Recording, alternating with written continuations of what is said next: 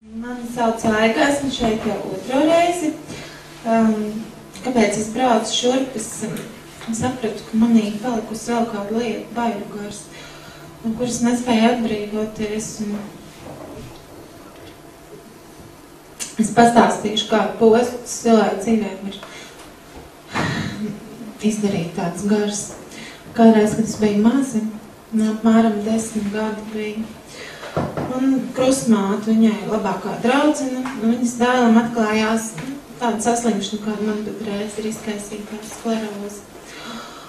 Un kā jau sieviete sēž pie kafijas runā un klačojās un stāsta visu, kas un kā, un tikai vajadzēja sadzirdēt, kādas pazīmes ir tādai slimībai.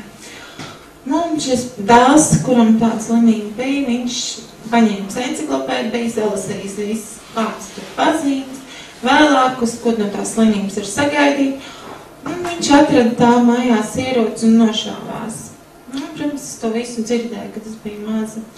Un pēc tam mājās guļot kādreiz notirpst kāda roka, es domāju, viss man ir izkaisītā skleroze. Vēlāk guļot notirpst kāja, atkal domāju, ak, Dievs, man ir izkaisītā skleroze. Un tā es visu dzīvi domāju par šo slimību. Un vēlāk, kad man pašai radās problēmas ar veselību, es gāju ar šādām izmeklēšanām, ārsts poliklinikā, ārsts nespēja noteikt, kas par vainu. Sākās jau nopietnākas problēmas, un es aizgāju uz Buriņa neiroķirurģijas klīniku, tur man 3 dienās pateicis, kas ir pa problēmu.